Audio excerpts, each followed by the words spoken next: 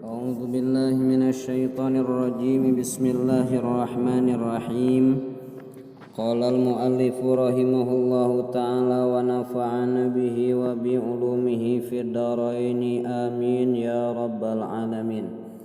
Bismillahirrahmanirrahim. Paslun utawi iki ku pasal ing dalem mertelaaken arkanul khutbataini utawi pira-pira rukun khutbah roro iku khamsatun lima. Hamdullahi sawiji muji ing Allah pihima ing dalam khutbatain.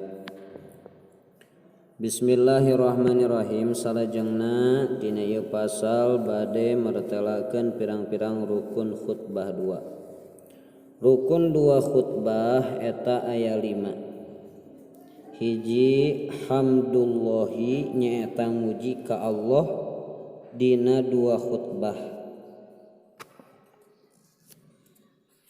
Diriwayatkeun ti Sayyid Abi Hurairah dauhan Kangjeng Nabi kullu kalamin la yubda'u fihi bilhamdillahi bahwa ajzam. Sakur-sakur omongan anu hanteu dimimitian kalawan muji ka Allah mangka eta seperti jalma anu boga panyakit lepra. Riwayat Imam Abu Dawud. Salajengna wassalatu lan kapingdo ne maca sholawat ala nabi ing atase Kangjeng Nabi sallallahu alaihi wasallam pihima ing dalam khutbatain. Muka duana rukun khutbah teh maca sholawat ka Kangjeng Nabi sallallahu alaihi wasallam dina dua khutbah. Khutbah ieu mangrupikeun ibadah anu ngabutuhkeun kana zikrullah. Sakur ibadah anu ngabutuhkeun kana zikrullah eta ngabutuhkeun kana nyebut Rasulullah sallallahu alaihi wasallam saperti adzan sareng salat. Parantos ittifaq ulama salaf sareng ulama khalaf kana maca sholawat ka Kangjeng Nabi dina khutbah. Ari lafad hamdulillah sareng sholawat eta tos tangtu lafadna. Hamdullahi kudu dicokot tina hamdu jeung Allah. Sholawat kedah dicokot tina kecap salat sareng jenengan Kangjeng Nabi. Cukup dina hamdullahi nyata muji ka Allah ku maca alhamdulillah atawa ahmadullah. Oge cekap dina maca sholawat ngucap Allahumma sholli ala sayyidina Muhammadin atawa kecap usolli ala Muhammadin.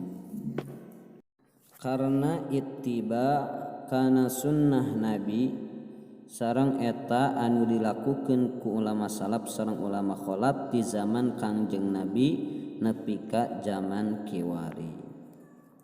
Sareng sunnat maca sholawat ka alun Nabi nyaeta ka keluarga Nabi. Sapalih ulama aya anu ngedahkeun maca syahadat dina dua khutbah nyaeta berdasar kana hadis al khutbatu allati laisa fiha syahadatun kal yadil jazma'i. Khutbah anu hanteu make syahadat eta saperti leungeun anu kakenaan panyakit zudam nyaeta lepra teh. Riwayat Imam Ahmad sareng Imam Abu Dawud. Imam Ibnu Mas'ud ngariwayatkeun sanyanyana Kangjeng Nabi di mana ngaos syahadat dina khutbah maka ngucapkeun alhamdulillahi nahmaduhu wa nasta'inuhu wa nastaghfiruh wa na'udzu billahi min syururi anfusina wa min syururi anfusina man yahdillahu fala mudhillalah wa man yudlil fala hadiyalah wa asyhadu an la ilaha illallah wa asyhadu anna Muhammadan abduhu wa rasuluh. Sapertos kitu. Tapi Imam Asy-Syafi'i hanteu ngawajibkeun maca syahadat dina khutbah. Salajengna wal wasiyatu lan kaping telune rukun khutbah teh wasiat bitaqwa kalawan takwa pihima ing dalam khutbah roro. Katiluna wasiat ku takwa dina dua khutbah. Ieu oge ittiba kana sunnat Nabi sakumaha diterangkeun dina hadis Sayyid Jabir anu tadinya.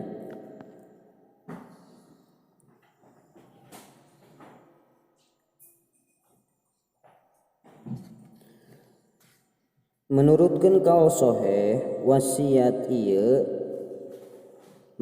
kana takwa ieu henteu tangtu lafadzna.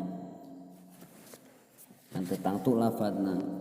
Ku lafadz mana bae kitu anu penting aya wasiat kana takwa kitu nya. Jadi sabab anu tujuan wasiat kalawan takwa nyaeta wa'ad mere nasihat.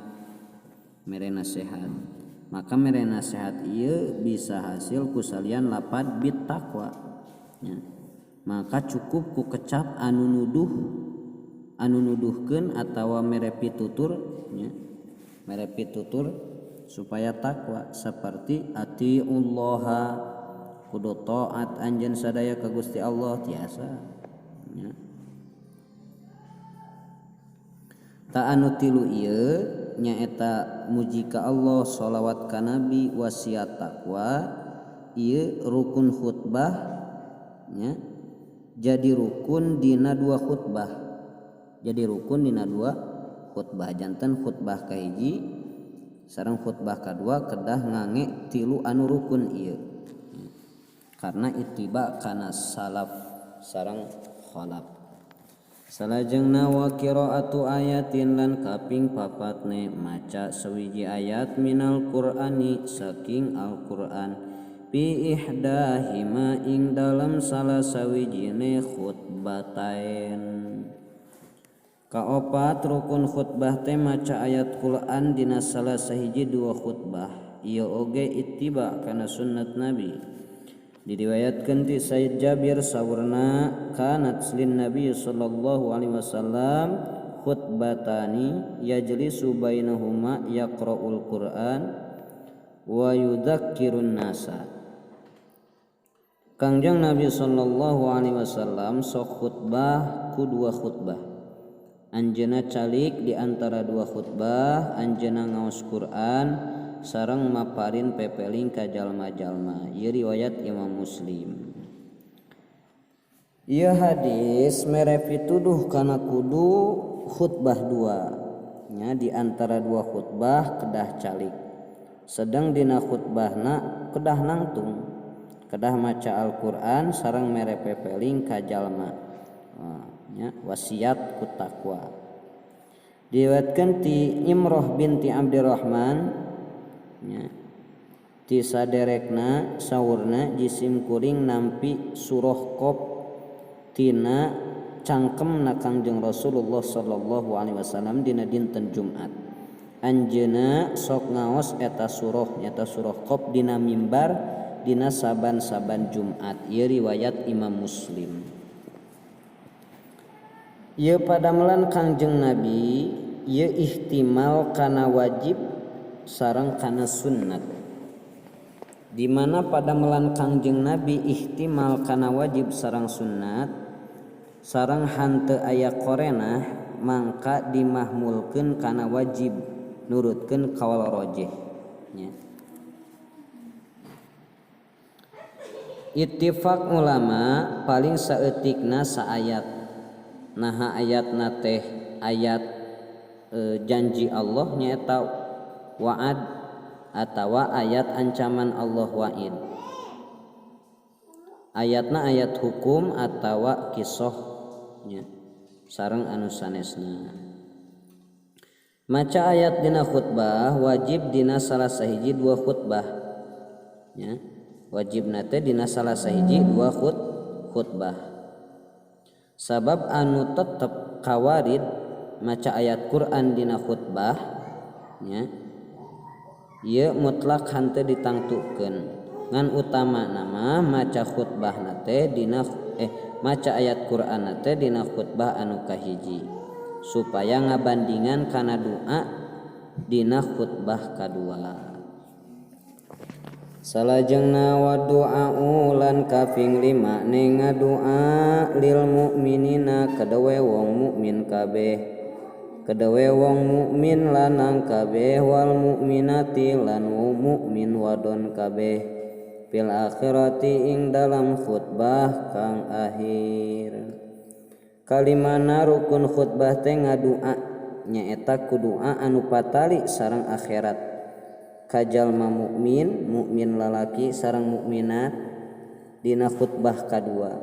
Ieu ittiba kana padamelan ulama salaf sareng khalaf. Sareng doa ieu leuwih layak dina panutup nya berarti dina khutbah kadua. Sareng cukup ngadoa anu dikhususkeun ka para mustami saperti kecap rahimakumullah janten ngange kecap rahimakumullah. Ieu ngadoa dina khutbah eta jadi rukun khutbah nurutkeun qaul sahih. Ari ngadoakeun ka imam muslimin ka para penguasa muslimin supaya soleh ngabantu kana hak mingpin kalawan adil jeung ka tentara muslimin eta ittifaq sunnatna nya. Sunnatna parantos ittifaq. Oge sunnat tartib dina rukun khutbah mimiti hamdulillah, tuluy maca shalawat ka Kangjeng Nabi, tuluy wasiat ku taqwa, tuluy maca ayat Quran, salajengna ngadoa ka mukminin sakumaha anu dilakukeun ku ulama salaf sareng ulama khalaf. Janten rukun khutbah teh aya 2. Hiji muji ka Allah, kadua sholawat ka Kangjeng Nabi, katilu wasiat takwa, kaopat maca ayat Quran, kalima nyaeta ngadoakeun ka mukminin sareng mukminat sakumaha disebatkeun dina nadom Sundana. Rukun 2 khutbah 5 sadayana maca alhamdulillah nu kahijina, rejeng maca sholawat ka Kangjeng Nabi dina khutbah 2 sabadana muji, wasiat kalawan taqwa saestuna dina khutbah 2 rukun katiluna, maca ayat Al-Qur'an nu kaopatna dina khutbah 2 salasa hijina, ngadoakeun ka mukminin ka mukminat dina khutbah nu kadua ulah lepat. Wallahu a'lam bishawab.